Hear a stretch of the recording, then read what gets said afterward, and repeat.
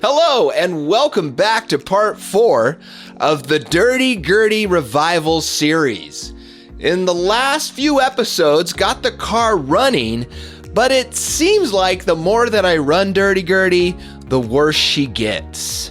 In the last episode, we changed the fuel tank because when I dropped the tank for inspection, oh my gosh, it was super dirty and it just looked nasty, the stuff that came out of there. The tanks were super cheap at the time, so I just went ahead and ordered a new tank. Unfortunately, she's still not running after I changed out the fuel tank and basically cleaned the entire fuel system. So this episode, let's go ahead and rebuild the carb.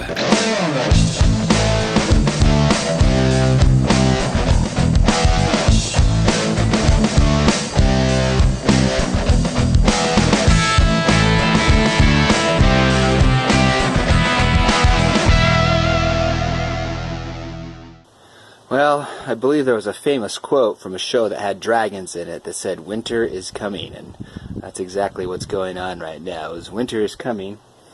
And this car's outside. I've got the cover on it now, and still trying to get it running. So the plan next is I'm going to pull the carb and try to rebuild it. Okay, here I have the carburetor pulled out of the car. It's only got single accelerator pump on it, so it's just got the one accelerator pump. Oh, look at all that gas pour out. So that's why I got this here. So apparently the gas is getting to the carb just fine. Holy cow. So I just knocked off, let me get a light here, just knocked off the primary side, and oh my gosh, look at all this stuff in here. Oh my gosh, what is all this? Holy hell. Oh, yeah, that would explain why it's not working. Look how, what in the heck is this stuff? The bowl is just full of this. What in the world? What is all that?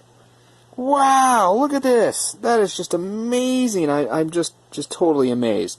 Wow, how did this ever run? Okay, well, that's probably why it's not running right. Holy crap.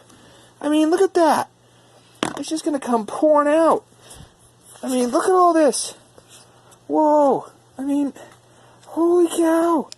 What is all this stuff? It looks like it's paint or something. What is that? Where in the world could that possibly come from? Okay, so I'm done being amazed. I'm not done, but I'm just going to shut off this recording because it's just silly for me to sit here and just make all these sounds. Well, here's the pile. This is like, I mean, most of it, I mean, there's still some residue in there that I'm going to clean out and brush out and air out. But my goodness, look how much was in there. Holy crap. Wow. Okay, well, I'm amazed this thing even ran at all, honestly. I'm also noticed that, this passage, I believe that is completely blocked, and that passage is completely blocked. I couldn't find a picture, but I found a video of a guy working on it. That's the passage, what it's supposed to look like, and this is what I have. It's like plugged super bad. Alright, so I got my parts soaking in the parts dip. I love this parts dip. It's older than my daughter, definitely. It's older than a lot of people on this planet, probably, because that stuff works. I don't think you can buy that anymore. So whatever was sitting in the bottom of that fuel tank must have caused this. So who knows how long the car's been sitting or what this stuff is. Or I mean, it's this stuff, this pile. Here it is, all dried out. I'm going to put it in a bag because I want to figure out what this is, honestly. It's gray and it's not metallic feeling. It's just like it's some kind of a goo or something, or a paint, or I just don't know what that is. All right, so what is going on here? My best guess is someone tried to put some kind of a tank sealer in the tank and didn't follow the instructions at all. And when you don't do things correctly, surprise, surprise, things don't turn out well. So when you use this tank sealer or any POR 15 product, you're supposed to use it as an entire system, not just the one individual products. Like POR 15 itself, there's 2 steps you put on before you use the regular POR 15 if you're trying to seal metal. Same thing with the tank sealer stuff. So POR 15 tank sealer, for example, first thing you're supposed to take the tank out, completely clean it. That's obvious. But you're also supposed to use a product called metal prep. And the metal prep step is what was probably skipped.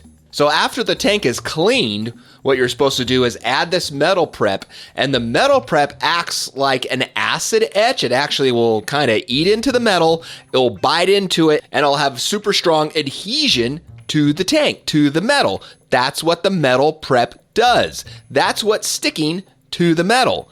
Then you're supposed to use the tank sealer, and the tank sealer sticks to the metal prep, not directly to the metal. So some previous owner must have just dumped a bunch of that tank sealer inside of the tank, crossed their fingers, and hoped that was going to fix the problem.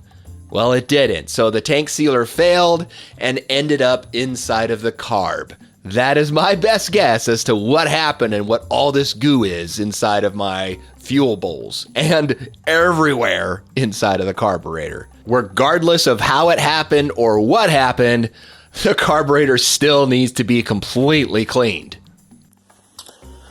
Well, here I am exactly where I didn't want to be with this carburetor rebuild process. I have the carburetor in a million pieces all over my workbench. But that's kind of unavoidable because it's way dirtier than I was expecting it. So it's taken multiple days to soak it in the parts dip and to clean this stuff.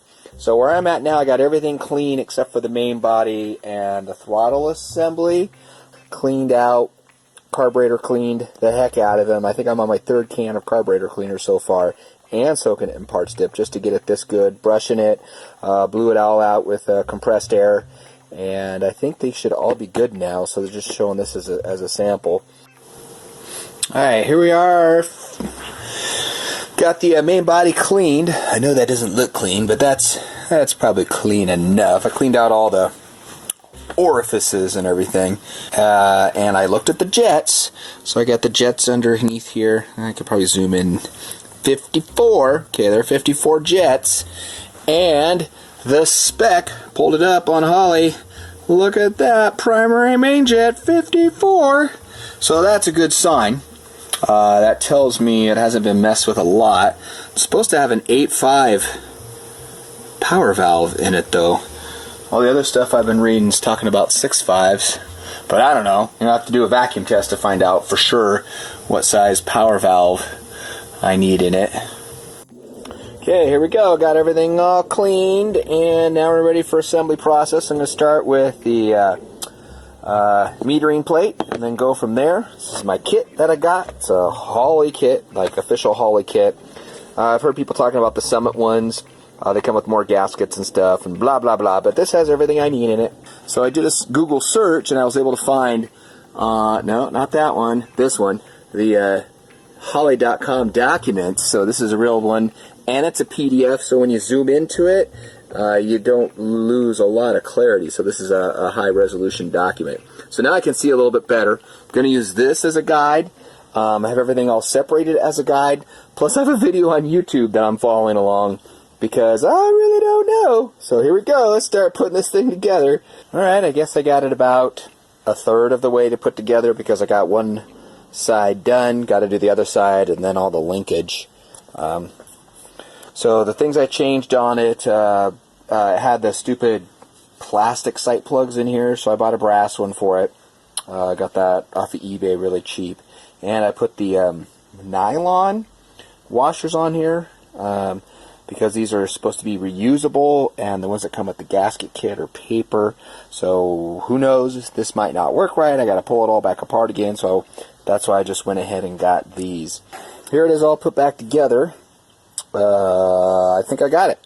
So this is actuating properly. I think I got the electric choke hooked up properly. That was hard. That took me a second to figure that one out. I had it hooked up improperly. This is the vacuum secondary. So everything looks good. I think I'm ready to throw this together on the car and see what the heck happens. Well, here I am the following day. I have the carburetor installed, and I gave it a good effort to try to get it running, and it would not start. I can't even get it to prime, which is weird. I don't know. Definitely the fuel pump is not working, so I'm going to go grab a new one right now, try that, and maybe once the fuel pump's running and fill the bowls up, it might actually just run the way it's supposed to. But yeah, I could not get it running yesterday. That was quite disappointing. So here we are. Get a fuel pump, get a small block Chevy one, just a cheap one,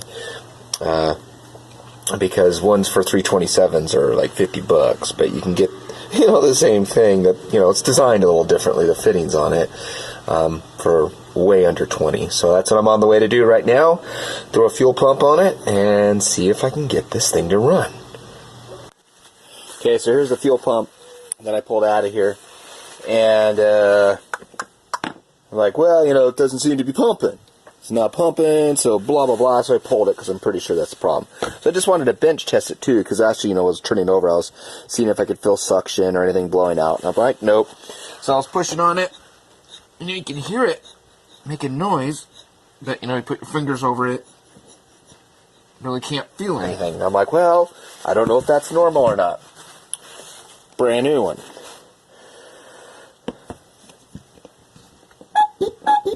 Okay, it's a different noise, but that's not the important part. So you put my finger over it, you can actually hear the air squirting out. So this definitely should work better. It's sad, made in China. That's made in USA, but these damn things are sealed, so you can't replace the pump anyways. I was hoping just to take it apart, because the older small block Chevy ones, you can take them apart, and I was thinking I could just blow the crap out of it, but it's all jammed up with junk. So let's install this and go from there.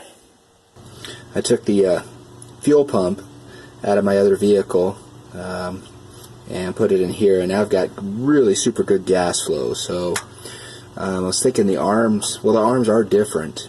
So this 327, maybe it does need this older style pump. I don't know, but it's working a lot better with it. So I got plenty of fuel in there now. I've got fuel up to the rail. No problem. I got fuel in the car because the accelerator pump's working after messing with it another, all afternoon, 4 hours. I think the problem is the starter and the battery. The battery's old. It's 11, so it needs to be replaced. And the starter's definitely pulling too much current, or this wire's bad or something, because this gets hot over here, so that means there's too much current going through here, and the starter keeps clicking all the time. So I got to pull the starter, see what's going on with it. Maybe it just needs brushes or something, or it's the solenoid. I don't know. So I got to bench that, see what's going on with it, get a new battery, and I had this thing kind of running. It was running for maybe 20 seconds, but really not happily. Things do seem to be getting worse and worse, but there are a few things that I do have sorted out on the car so far. One of them is there's something wrong with how the starter is working, and it's drawing too much current. Through inspection, I found out that the ground strap from the body is not connected to the motor, and there is no ground at all connecting directly to the motor. That's probably what's causing my problem with the ground overheating. It's just connected to the body. So I just bought a big long, I think a 6 foot or 5 foot long battery cable, connected another cable from the battery directly to the water pump on the block. After I did that, the car turns over so much better. It still has a starter issue with it clicking once in a while, but when it does engage, it is much quicker, and the battery is no longer getting hot on the negative terminal like it was before. I also did some adjustment to the points. They seemed like they were way out of whack. I put it on the lobe and readjusted them back to where they were supposed to be. And after I did that, I was able to get the car running again, but only at a severely high idle speed. I also swapped out my fuel pump from my 57. I used that one instead of the replacement one that I bought because I figured it should run better, because I know for sure that it worked in my 57. It should work in Dirty Gertie. It's got a spring, it'll open by itself.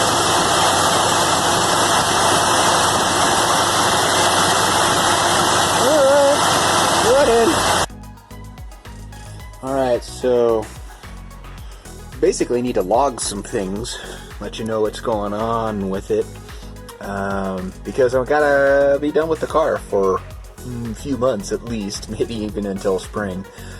So to get it running again, what I basically had to do was I was getting to the point where I was super frustrated. See, look at that. I mean, the carb's still holding, or the fuel system still has gas in the line, so that's good. So everything's working right. I forgot about this. There's I think there's a vacuum leak back here with this hose thing. That's part of my temporary fix to keep it from leaking. So that's probably my biggest thing right there, is I need to block that off, fix that vacuum leak, and it will probably run. You know, I was just playing with it yesterday, and it would start and stumble and kind of run for about 5 seconds and then die again. So it's actually getting close.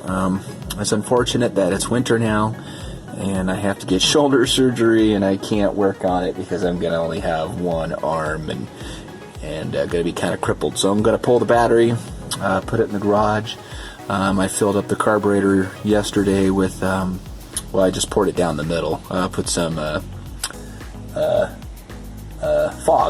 fogged it and turned it over, and so now the cylinders are fogged. So it's ready to be stored. It's got non-ethanol gas in it, so it should be fine for the season until the spring. So that's it for this car for now, and I guess get a new start on it in 2019. We'll see. So after months of playing with the motor, I failed and could not get Dirty Gertie running again by the end of the year. So the car was running great, and now it's not running at all. Winter comes and goes. I get my shoulder surgery done. That goes fairly well. Right after all that gets taken care of, then I break my collarbone, and that puts me out of commission for another couple months. Finally, I think around May, I have some time to get back to Dirty Gertie, because I have those issues, plus I just have a lot of other project cars that I'm working on and trying to get those running as well. Okay, this is where I'm at with Dirty Gertie right now. So it's 2019. This is the first day that I've worked on her. So this is a starter that was given to me by the previous owner, Randy. And he just like, hey, here's an extra starter. I tested it, and it's bad. Of course, it doesn't work. But it had better brushes and solenoid. So I took the brushes out of it and put it in the starter that it came with, and the solenoid, because the solenoid, I think the relay in the back is shorted or something, and now this thing is spinning like a top. So I think the problem just was really that it needed a new solenoid on it. But I cleaned the what is it called, the commuter on the inside. I used Scotch-Brite pad, cleaned that all up, put on the other brushes that were longer. There was more material on them, and cleaned those up, and now this thing's working good. I almost was able to get the car to start today. It did turn over, it did start, and it ran for about 10 seconds and then died again. So my guess is plugs. This does not have 327 heads on it. These heads are off of something from the 70s. I found that out today because I was looking up the spark plugs, and the spark plugs, their applications are for cars in the 70s. So these are the skinny spark plugs. They're smaller, and they only fit in that side of it, in these heads, because the heads on my 57, I have the spark plugs for those, and they would not fit in here. So these are Autolite 26s in this thing, so I'm going to get the NJK and NGK equivalent for it. Change the plugs, put the starter back in. This thing might run. Oh my, she's running. Oh my gosh, she's running great. Idling really high.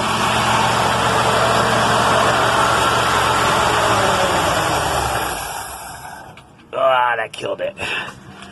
So just got to conflab it. Keep that choke closed.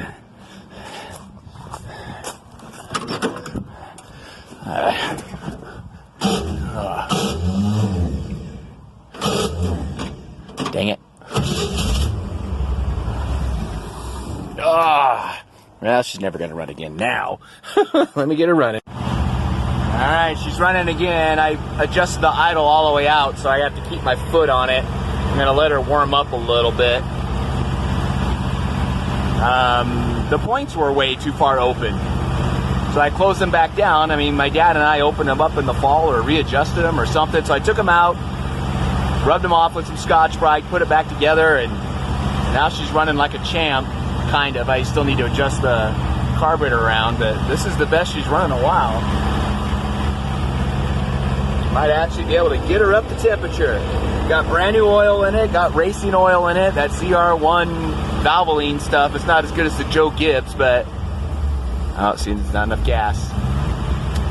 Whoa. Yeah, I'll just stop for a second. Oh, God. Oh, that's electrical. What the fuck?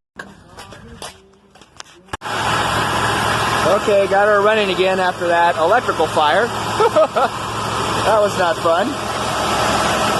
But anyway.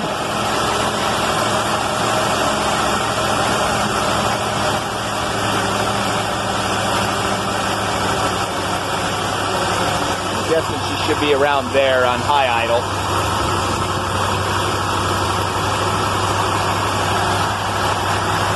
This is the best she's run in a long, long time. Alright, here we are with turn this down, see if that helps.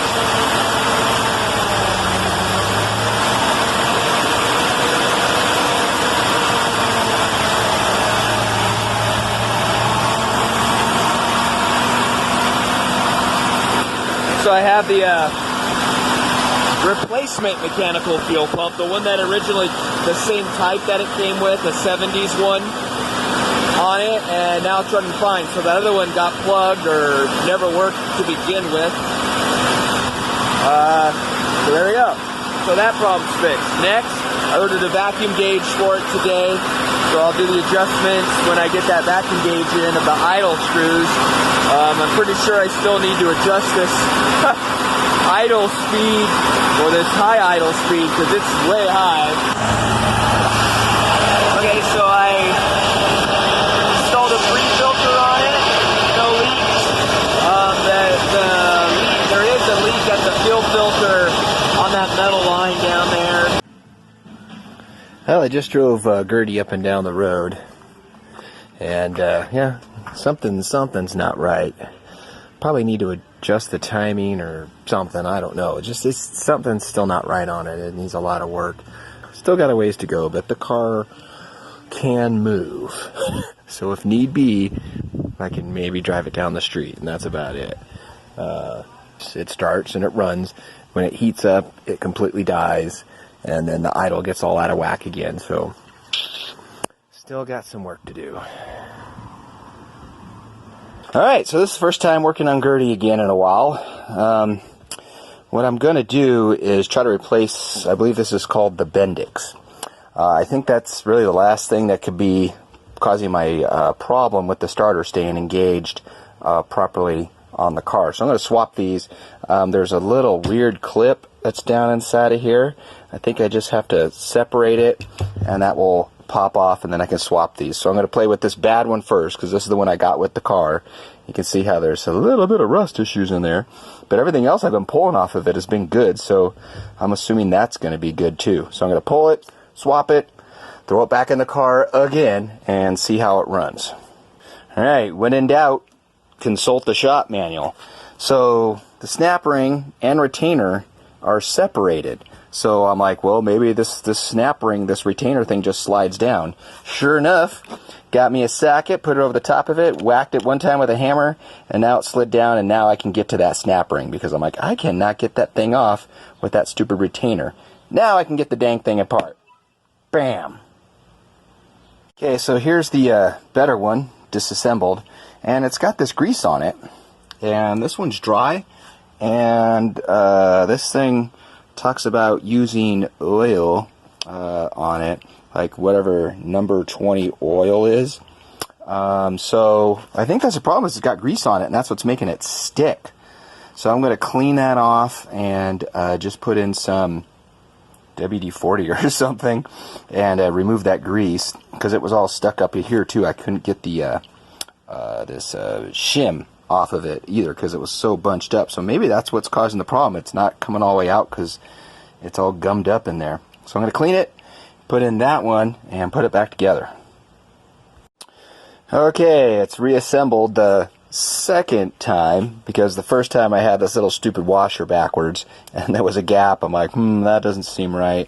So what you're supposed to do with that little washer is assemble the thrust collar with the shoulder next to the snap ring, because it kind of goes together and it creates a seal around that snap ring for whatever reason. So I had that thrust collar backwards. So now it's back together, and I'm ready to throw it back in the car and see what happens again. Alright, check this out. Whoa, it is so much better. Ready to fire it up. Hey, alright. Even started, okay. Right on. That's much better. That cost me $0. Yes. Alright, next. Let's start tuning that carb. Been checking the dwell and checking the points and figuring out all the rest of the problems with this car.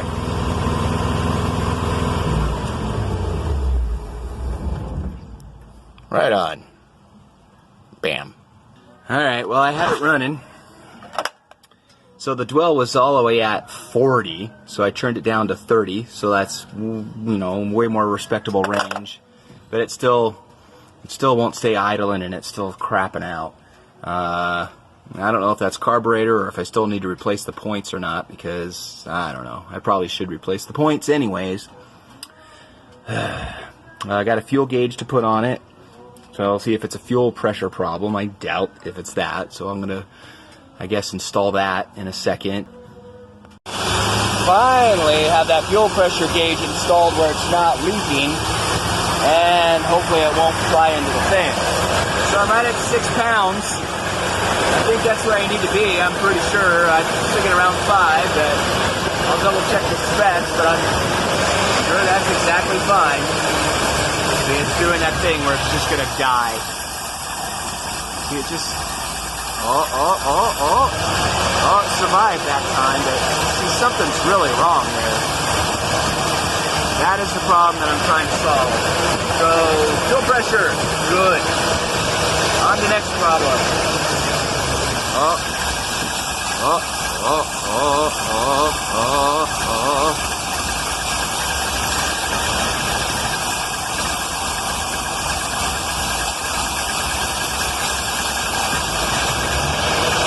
That's weird. I gotta figure that out.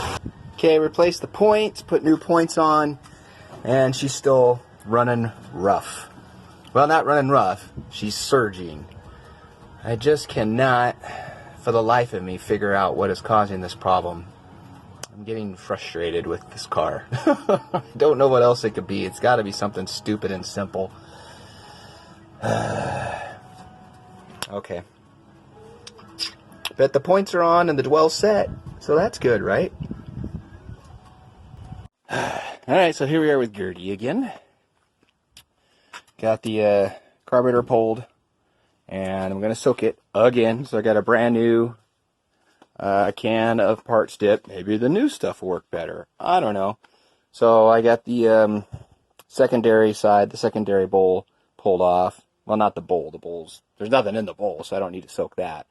But I have the metering block, yeah, and it's in there soaking right now, and I'll disassemble some more parts. Maybe I'll just put both the metering blocks in it and do it at once. That makes sense. And then put the main body in there and soak that. So yeah, that's what I'm doing. We'll see if I can resurrect this thing or not. If not, I don't know what I'm going to have to do. Well, I got the carburetor put back together. Gonna put it on the car, see if it starts, and I realized, you know, I had the stupid primer fuel pump, accelerator pump, lever was up, and I took the bowl off to try to move it and everything, and somehow something went wrong, and I ended up stripping some threads on the inside of here.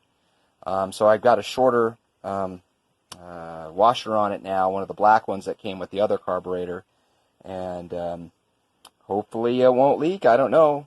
If it leaks, I'm going to have to tear it apart and repair those threads somehow. So that sucks. Yeah, so let's put this thing together and see what happens. Well, she's running and not leaking. Not seeing any leaks. Started right up.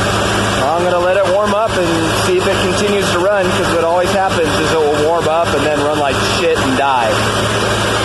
Because I've never been able to set the idle properly. So, I don't know. Let's see what happens. Oh my gosh, I'm speechless. The car's warming up. I actually have it down to an idle that you can read on the gauge finally. Wow, it's running.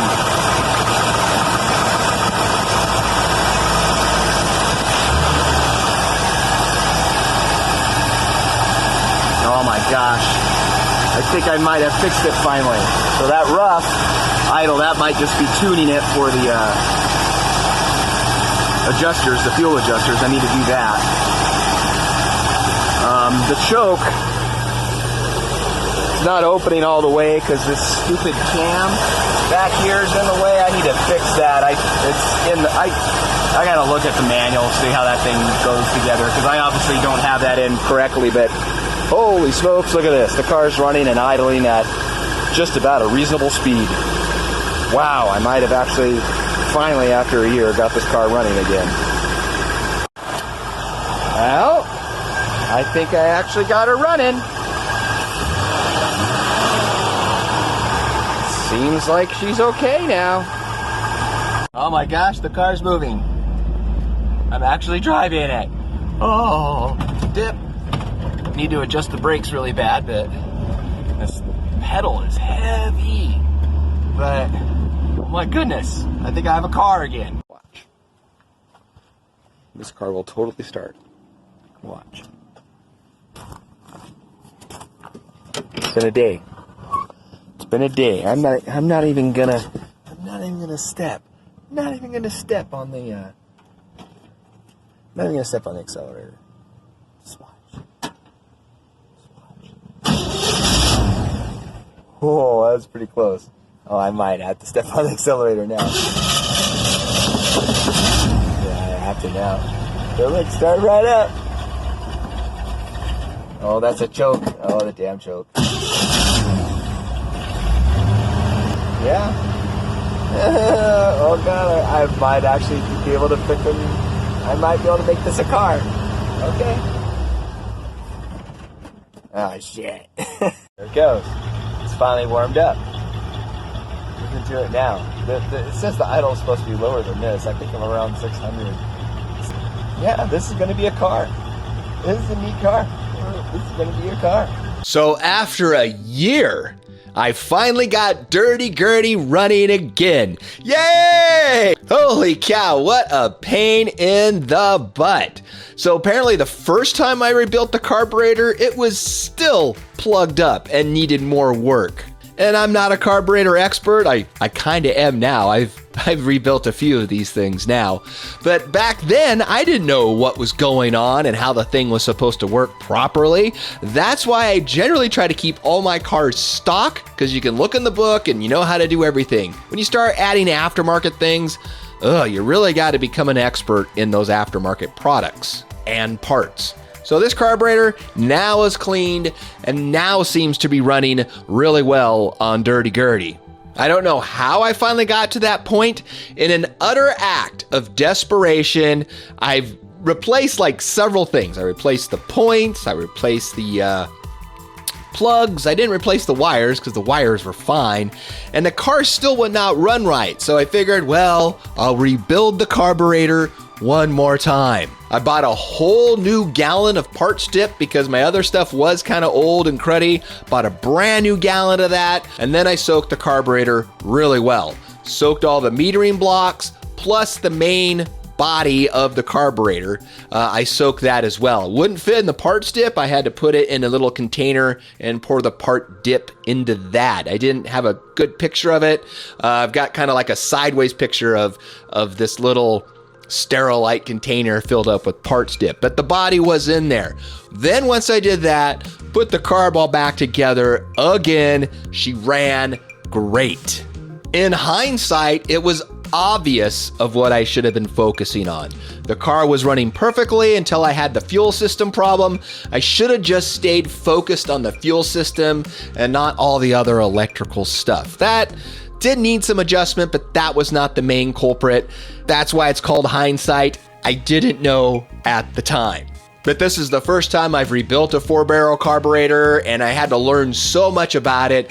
It just never occurred to me that the idle circuit was completely plugged still inside of the carburetor. I really learned a lot in the last year working on that carburetor, and hopefully by showing you my mistakes, you won't make the same mistakes as well.